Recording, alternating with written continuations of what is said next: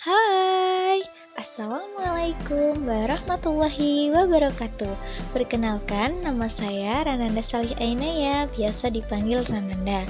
Nah, sekarang ini kita sudah memasuki pada pertemuan yang kedua, yaitu tentang konsep dasar bimbingan dan konseling. Ada apa aja sih di konsep dasar bimbingan konseling ini? Yang pertama, ada pengertian, yang kedua, ada prinsip, dan yang ketiga, ada hubungan. Nah, sebelum kita memasuki pada materinya, sebaiknya kita mengetahui tujuan pembelajarannya terlebih dahulu. Nah, tujuan pembelajaran pada pertemuan kali ini yang pertama yaitu mahasiswa mampu memahami pengertian bimbingan dan konseling. Yang kedua yaitu mahasiswa mampu memahami prinsip-prinsip apa saja yang ada dalam bimbingan dan konseling. Yang ketiga yaitu mahasiswa mampu memahami hubungan pendidikan dengan pelaksanaan bimbingan dan konseling. Nah, itu tadi adalah tujuan pembelajaran kita kali ini. Nah, selanjutnya kita akan memasuki pada materinya. Pertemuan kedua. Yang pertama yaitu pengertian bimbingan dan konseling. Bimbingan dan konseling adalah proses pemberian bantuan kepada individu agar mampu memahami dirinya sendiri dan lingkungannya, menerima diri sendiri, mengembangkan diri secara optimal, dan menyesuaikan diri secara positif. Dalam konteks pendidikan, bimbingan konseling ini bertujuan untuk membantu siswa mencapai potensi maksimalnya, baik dalam aspek akademik, sosial, maupun emosional. Yang kedua, yaitu prinsip bimbingan dan konseling. Bimbingan dan konseling di sekolah dasar memiliki peran yang sangat penting dalam membantu siswa mengembangkan dirinya secara optimal. Berikut ini beberapa prinsip bimbingan konseling di sekolah dasar. Yang pertama yaitu fokus pada individu. Yang kedua yaitu pengembangan diri. Yang ketiga yaitu pemecahan masalah. Yang keempat pencegahan. Yang kelima kolaborasi.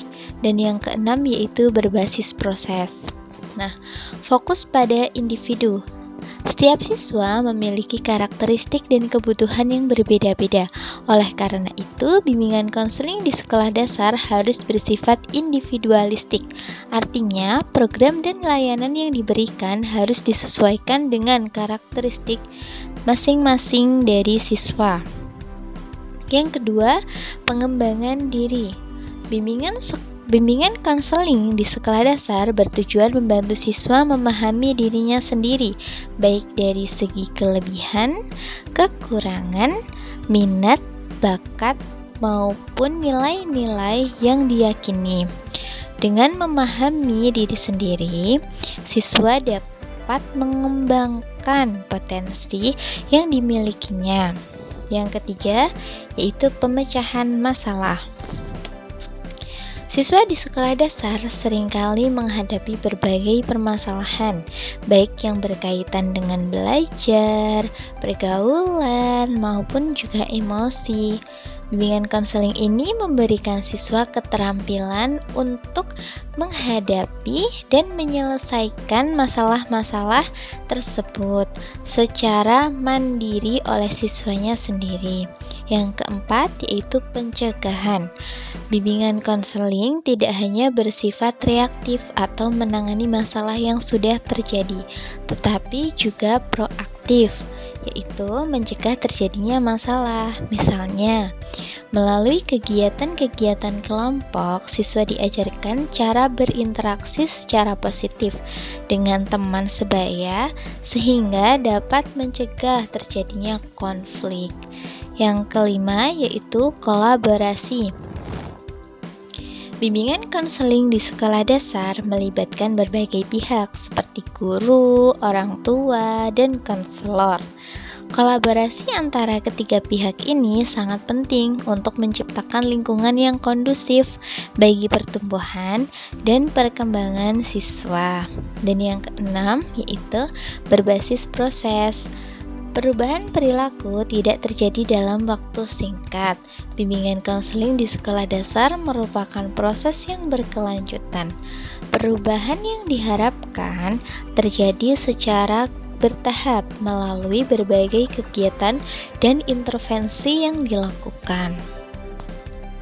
Masuk pada materi ketiga, yaitu kedudukan BK dalam struktur sekolah.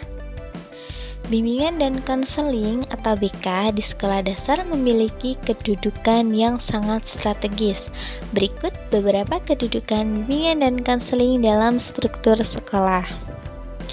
Yang pertama yaitu sebagai layanan pendukung, yang kedua sebagai mitra guru, yang ketiga sebagai penghubung antara sekolah dengan orang tua, yang keempat yaitu sebagai agen perubahan. Nah, yang pertama yaitu sebagai layanan pendukung.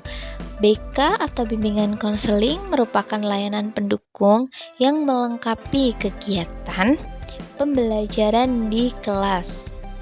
Yang kedua, yaitu sebagai mitra guru. Bimbingan konseling bekerja sama dengan guru untuk memberikan layanan yang komprehensif kepada siswa. Yang ketiga, yaitu sebagai penghubung antara sekolah dan orang tua. Bimbingan konseling menjadi jawaban komunikasi antara sekolah dan orang tua dalam rangka mendukung perkembangan dari siswa tersebut. Yang keempat, ada sebagai agen perubahan. Bimbingan konseling ini berperan aktif dalam menciptakan perubahan positif di sekolah, baik dalam hal budaya sekolah maupun sistem pelajaran. Yang keempat, atau materi yang keempat, yaitu hubungan pendidikan dengan pelaksanaan bimbingan konseling di sekolah dasar. Bimbingan dan konseling merupakan bagian integral dari proses pendidikan di sekolah dasar. Hubungan antara bimbingan konseling sangat erat dengan pendidikan, di mana bimbingan konseling berperan sebagai pendukung utama dalam mencapai tujuan pendidikan yang lebih luas. Yang pertama, yaitu ada pengembangan peserta didik secara holistik. Yang A, ada kognitif, yaitu membantu siswa meningkatkan prestasi akademik melalui berbagai teknik belajar, mengatasi kesulitan belajar, dan mengembangkan minat belajar siswa.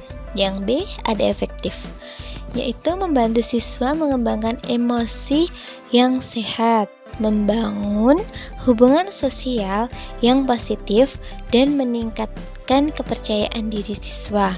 Yang C, ada psikomotor, membantu siswa mengembangkan keterampilan motorik, kreativitas, dan juga bakat yang dimiliki. Yang selanjutnya ada penciptaan lingkungan belajar yang kondusif. Yang A, ada kolaborasi. Kolaborasi ini dengan guru. Bimbingan konseling bekerja sama dengan guru untuk menciptakan suasana kelas yang positif, inklusif, dan menyenangkan. Yang B, ada pencegahan masalah. Bimbingan konseling ini berperan sangat aktif dalam mengidentifikasi dan mengatasi masalah-masalah yang dapat mengganggu proses belajar siswa-siswi di sekolah. Contohnya seperti bullying, perundungan, atau masalah keluarga. Yang C, yaitu penyelesaian konflik. Bimbingan konseling membantu siswa menyelesaikan konflik secara damai dan membangun hubungan yang lebih baik dengan teman sebayanya. Nah, yang selanjutnya ada dukungan terhadap perkembangan peserta didik. Yang A, yaitu bimbingan karir. Bimbingan konseling ini dapat membantu siswa mengenal berbagai pilihan karir dan merencanakan masa depan dari siswa. Yang B, ada pengembangan potensi. Bimbingan konseling ini memfasilitasi siswa dalam mengidentifikasi dan mengembangkan minat serta bakat yang dimilikinya. Yang C, yaitu persiapan menghadapi tantangan. Bimbingan konseling mempersiapkan siswa untuk menghadapi berbagai tantangan hidup seperti perubahan, kegagalan, dan tekanan. Nah, itu tadi adalah materi konsep dasar bimbingan konseling pada pertemuan 2. Terima kasih sudah menyimak materi yang sudah saya sampaikan. Wassalamualaikum warahmatullahi wabarakatuh.